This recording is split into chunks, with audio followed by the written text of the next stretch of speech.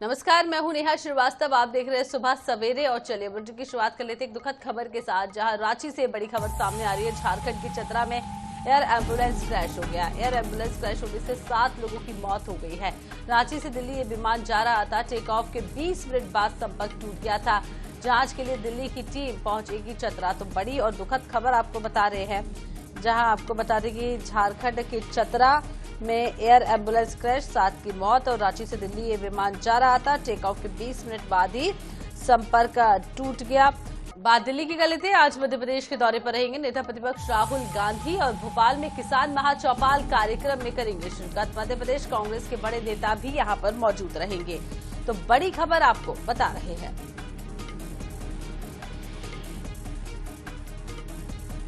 आज मध्य प्रदेश का दौरा है, बेहद महत्वपूर्ण ये दौरा माना जा रहा है। और आपको बता दें कि भोपाल में किसान महाचौपाल कार्यक्रम को संबोधित भी करेंगे। शामिल होंगे इस कार्यक्रम में राहुल गांधी और नेता प्रतिपक्ष राहुल गांधी का आज मध्य प्रदेश दौरा।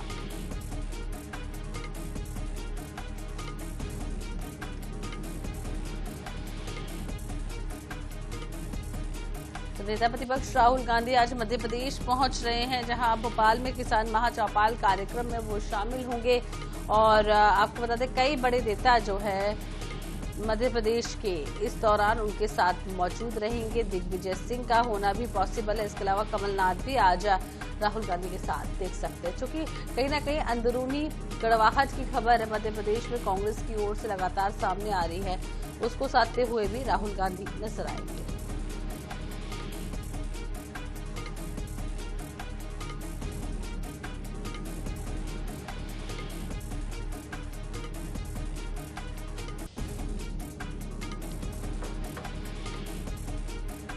तो आज मध्य प्रदेश दौरे पर रहेंगे नेता प्रतिपक्ष राहुल गांधी। भोपाल में किसान महाचौपाल कार्यक्रम में वो पहुंचेंगे। और राहुल गांधी का आज मध्य प्रदेश दौरा है, जहां आपको बता दें भोपाल पहुंचेंगे राहुल गांधी।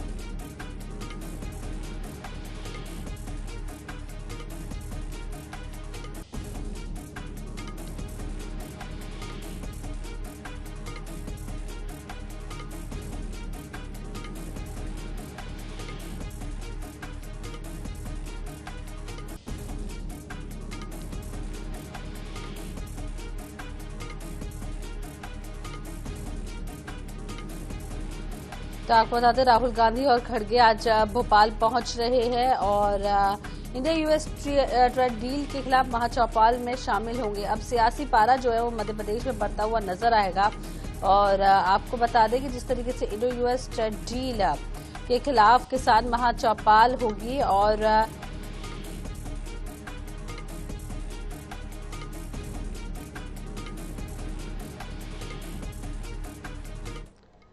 तो चलिए अब आपको बड़ी खबर बता दें छत्तीसगढ़ से, जहां आज छत्तीसगढ़ का आम बजट पेश होने वाला है और उसको लेकर तैयारियां पूरी कर ली गई है। वित्त मंत्री ओपी चौधरी छत्तीसगढ़ का बजट पेश करेंगे।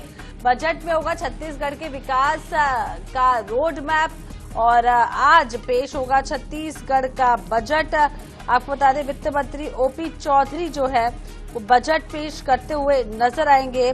आपको बता दें बजट सत्र की शुरुआत जो है वो कल से हो चुकी है और आज आम बजट जनता के सामने रखा जाएगा। देखना होगा कि कैसा ये बजट होगा, क्या ये बजट जो है वो आम जनता की उम्मीदों के में खरा उतरता है।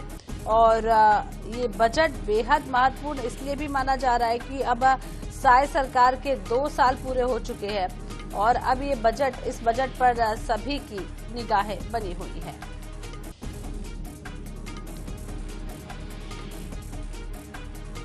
तो आज वित्त मंत्री ओपी चौधरी आम बजट पेश करेंगे और आपको बता दें कि 5700 करोड़ से 2 लाख करोड़ तक का ये जो बजट है वो हो सकता है। और 25 साल में 25 गुना रकम जो है वो बढ़ गई है, यानी कि 5700 करोड़ जब था 2001 के बाद बताए जा रहे हैं, अब 2 लाख करोड़ का ये बजट हो सकता है।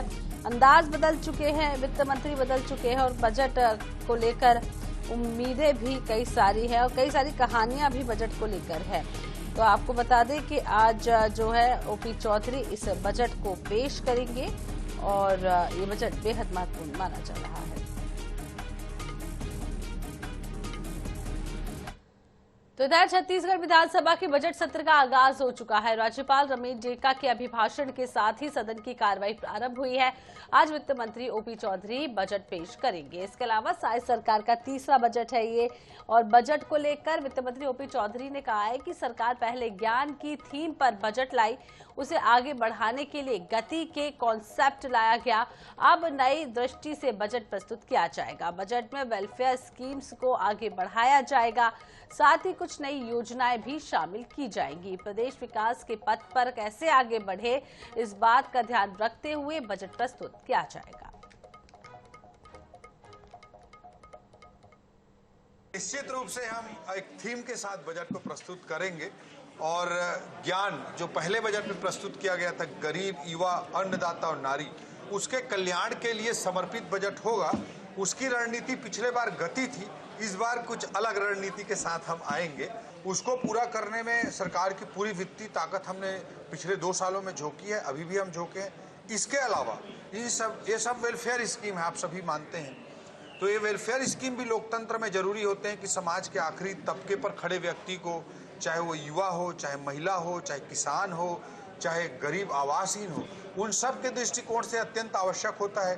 तो उसको तो हमको लोकतांत्रिक दायित्वों के तहत, अपने मैनिफेस्टो के संकल्प पत्र के दायित्वों के तहत पूरा करना ही है। इसके अलावा जो शहर विकास है, कैपिटल सिटी को ग्रोथ कराना है, औद्योगिक नीति अच्छी लाकर उद्योगों का ग्रोथ कराना है, स्टेट कैपिटल रीजन बनाना है, चाहे इस तरह की जो चीज़ें, चाहे मेट्रो की बात हो, इस तरह की चीज़ों को भी हम आगे बढ़ाने का प्रयास कर रहे हैं। इधर छत्तीसगढ़ विधानसभा में आर्थिक सर्वेक्षण रिपोर्ट पेश किया गया। वित्त मंत्री ओपी चौधरी ने प्रदेश की अर्थव्यवस्था को मजबूत होता बताया है। दूसरी ओर पूर्व मुख्यमंत्री भूपेश बघेल ने आर्थिक सर्वेक्षण पर तंज कसा। उन्होंने सरकारी दावे को जमीनी हकीकत से बिल्कुल अलग करार दे दिया है। आर्थिक सर्वेक्षण रिपोर्ट में क्या है खास, क्यों सरकार को है सर्वेक्षण पर भरोसा, क्यों विपक्ष कस रही है तंज, देखिए इस रिपोर्ट में। विधानसभा के बजट सत्र का आगाज हो गया। राज्यपाल के अभिभाषण के साथ जहां विधानसभा के बजट सत्र की शुरुआत हुई, वहीं वित्त मंत्री ओपी चौधरी ने सदन में आर्थिक सर्वेक्षण रिपोर्ट पेश की। उन्होंने बताया कि साल 2025-26 में छत्तीसगढ़ का सकल राज्य घरेलू उत्पाद यानी कि GSDP लगभग 6,31,000 करोड़ रुपए तक पहुंचने का अनुमान है। राज्य की आर्थिक वृद्धि दर 11.57% रहने का अनुमान है। आर्थिक सर्वेक्षण के अनुसार प्रदेश की अर्थव्यवस्था तीनों प्रमुख क्षेत्रों में संतुलित विकास की ओर बढ़ रही है। 2025-26 में कृषि क्षेत्र में 12.53% वृद्धि का अनुमान, 2024-25 में कृषि क्षेत्र ने 11.76% वृद्धि दर्ज की। सरकार का दावा, किसान हितैषी योजनाओं का लाभ मिला। उद्योग क्षेत्र में 10.26% वृद्धि की संभावना। पिछले साल उद्योग क्षेत्र में 9.91% वृद्धि दर्ज हुई थी। औद्योगिक निवेश और आधारभूत ढांचे में सुधार है कारण। सेवा क्षेत्र में 13.15% की बढ़त का अनुमान। 2024-25 में सेवा क्षेत्र में 10.08% बढ़ोतरी हुई थी। व्यापार और सेवा गतिविधियों का विस्तार प्रमुख कारक। निश्चित रूप से हम एक थीम के साथ बजट को प्रस्तुत करेंगे और ज्ञान जो पहले बजट में प्रस्तुत किया गया था, गरीब, युवा, अन्नदाता और नारी, उसके कल्याण के लिए समर्पित बजट होगा। उसकी रणनीति पिछले बार गति थी, इस बार कुछ अलग रणनीति के साथ हम आएंगे। राज्य सरकार ने आर्थिक सर्वेक्षण को प्रदेश की विकास की उम्मीदों पर खरा उतरने वाला बताया, लेकिन विपक्ष इससे सहमत नजर नहीं आया। पूर्व मुख्यमंत्री भूपेश बघेल ने कहा कि आर्थिक सर्वेक्षण हकीकत से कोसों दूर है।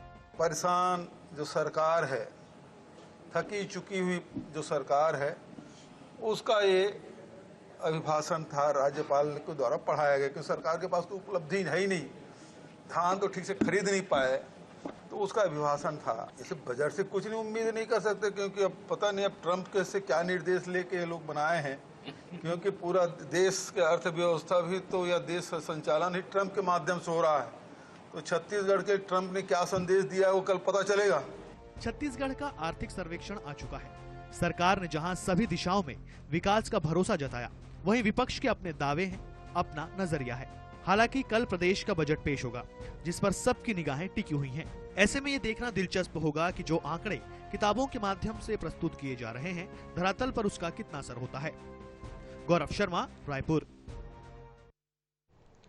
इधर मुख्यमंत्री विष्णुदेव साय नवा रायपुर में प्रजापिता ब्रह्म कुमारी ईश्वरीय विश्वविद्यालय के स्नेह मिलन और ब्रह्म भोजन में शामिल हुए। सीएम साय ने ब्रह्म कुमारी बहनों के साथ ब्रह्म भोजन किया और संस्था के सामाजिक और आध्यात्मिक कार्यों की प्रशंसा की। साथ ही कैबिनेट के साथ माउंट आबू आने के निमंत्रण को स्वीकार किया गया। कार्यक्रम के दौरान नेता प्रतिपक्ष डॉक्टर चरणदास महंत, कैबिनेट मंत्री केदार कश्यप, रामविचार नेता, वरिष्ठ विधायक धर्मलाल कौशिक मंच पर मौजूद रहे। प्रजापिता ब्रह्मा कुमारी परिवार के आमंत्रण पर शांति शिखर में आए हुए हैं और हर वर्ष जब विधानसभा का बजट सत्र चलता है तो इनका आमंत्रण हमारे सभी मंत्रिमंडल को, विधायकों को सम्मान समारोह में और ब्रह्मा भोज में मिलता है। तो आज भी हम लोग नेता प्रतिपक्ष श्री चरणदास महंत जी, हमारे सभी मंत्रीगण, हमारे सभी विधायकगण के साथ में यहाँ पर आए हुए हैं और प्रजापिता ब्रह्मा कुमारी परिवार के द्वारा हम सबका साल श्रीफल से स्वागत भी किया गया है और अभी ब्रह्मा भोज के लिए हम लोग जा रहे हैं।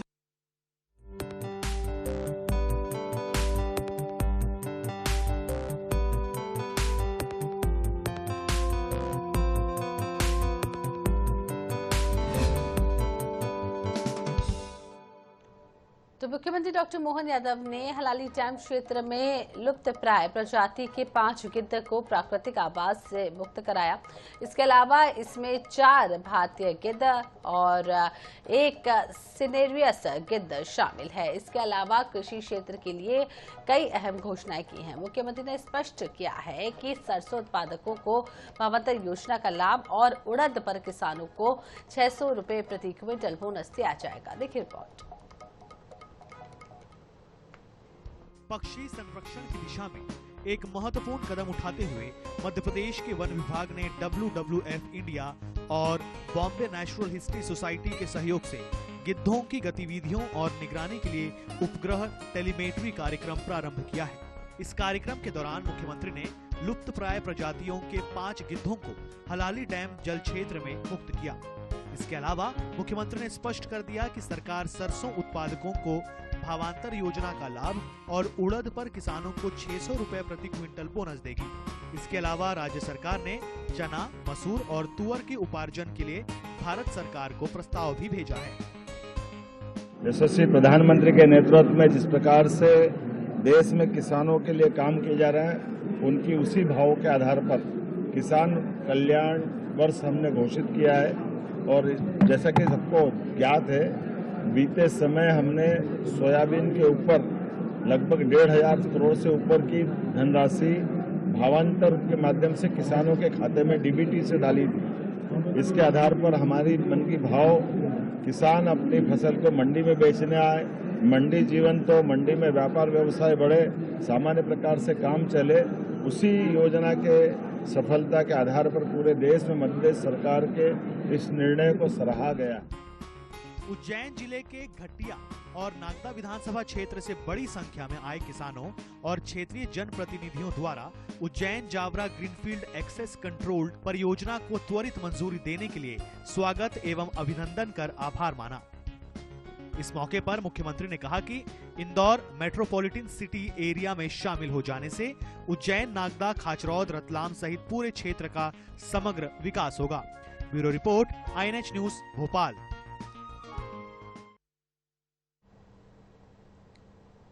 इधर छत्तीसगढ़ में कांग्रेस ने लखेश्वर बघेल को उपनेता प्रतिपक्ष के रूप में जिम्मेदारी सौंप दी है। लखेश्वर बघेल ने उपनेता प्रतिपक्ष बनने के बाद हाईकमान का आभार जताया। उन्होंने कह दिया कि सदन में जनहित के मुद्दों को अब वे और आक्रामकता के साथ उठाएंगे। इसके अलावा सभी विषयों पर सरकार को घेरने की कोशिश होगी। लखेश्वर बघेल से बातचीत की हमारे सहयोगी गौरव शर्मा ने, आप भी देखिए। इसके विधायक लखेश्वर बघेल को उपनेता प्रतिपक्ष की जिम्मेदारी दी गई है। इस वक्त हमारे साथ है। कैसे सदन में कामकाज में अब और आपकी आक्रामकता दिखेगी, क्या भूमिका निभाएगी? कांग्रेस पार्टी, हमारे शीर्ष नेतृत्व, राष्ट्रीय स्तर के, प्रदेश स्तर के लोगों ने मुझे जो दायित्व दिया है, वास्तव में जवाबदारी दायित्व है और हमारे नेताजी का सहयोगी बनके जितना हो सके हमारे नेताजी के निर्देश पे मैं सहयोग करने का प्रयास करूंगा और जो भी दायित्व है निभाने का प्रयास करूंगा। आप लोगों की भूमिका कई बार बहुत सौम्यशालीन नजर आती है और कई बार बहुत सारे विषय ऐसे होते हैं जिसमें आक्रामकता की उम्मीद होती है लेकिन होता नहीं। तो क्या ये माना जाए कि लखेश्वर बघेल जी के नई जिम्मेदारी में आने के बाद में वो आक्रामकता सदन में दिखेगी? सही बात है, लेकिन जैसे पद पोस्ट बढ़ता है तो थोड़ा ताकत भी बढ़ता है, तो हम लोग प्रयास करेंगे तो अच्छा से अपना दमदारी के साथ बात रखेंगे। ऐसे कौन कौन से मुद्दे हैं लखेश्वर जी जिस पर आप चाहेंगे कि सदन में चर्चा हो और विपक्ष का जो प्रतिक्रिया है वो सही ढंग से आए? क्योंकि सत्ता पक्ष ने बहुत सारे मुद्दा दिए हैं, इसलिए रखने के ऊपर है, बहुत से मुद्दा है, हम रखेंगे, देखिएगा, तो मीडिया भी देखेगी, आप भी देखेंगे। तो ये लखेश्वर बघेल जी जिनका कहना है कि अब जिम्मेदारी बढ़ने के बाद में भूमिका जो है वो अलग हो जाती है और ज्यादा आक्रामकता के साथ प्रदर्शित करते आएंगे अपनी भूमिका को। इस बात को लखेश्वर बघेल कह रहे हैं। कैमरामैन इकराम तो ऐसी के साथ गौरव शर्मा, बैठक। भजिया खाएं उसकी जगह। इधर बात करते हैं धार के ऐतिहासिक भोजशाला की, जिसे लेकर सोमवार को जबलपुर हाईकोर्ट की इंदौर बेंच में महत्वपूर्ण सुनवाई हुई। सुनवाई के दौरान सबसे अहम बात ये सामने आई है कि ASI की सर्वे रिपोर्ट पहले ही हाईकोर्ट के पोर्टल पर अपलोड की जा चुकी है और सभी पक्षकारों को उपलब्ध कराई जा चुकी है। हाईकोर्ट ने 2 सप्ताह में दोनों ही पक्षों को दावे, आपत्ति और सुझाव देने का समय दिया। अगली सुनवाई 16 मार्च को होगी।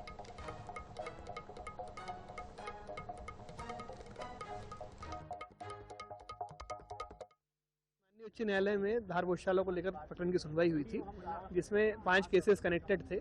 उसमें से हिंदू फ्रंट फॉर जस्टिस की ओर से एक पिटीशन दायर की गई थी, जिसमें 98 डेज का आर्कियोलॉजिकल सर्वे ऑफ इंडिया द्वारा सर्वे किया गया था।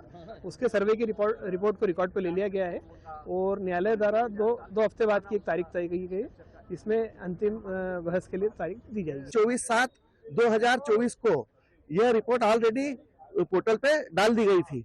फिर जज साहब ने देखा कि ये जो रिपोर्ट डली है इस पे किसी ने कोई ऑब्जेक्शन, कोई आपत्ति दर्ज नहीं कर रही है, इसलिए उन्होंने आगामी जो 16 मार्च दी है उस तारीख तक दोनों पक्ष, हिंदू मुस्लिम दोनों पक्ष को स्पष्ट कहा कि किसी प्रकार के कोई दावा, आपत्ति या कोई आइडियाज हो वो आप दे और फिर 16 मार्च को हम उसकी सुनवाई करेंगे।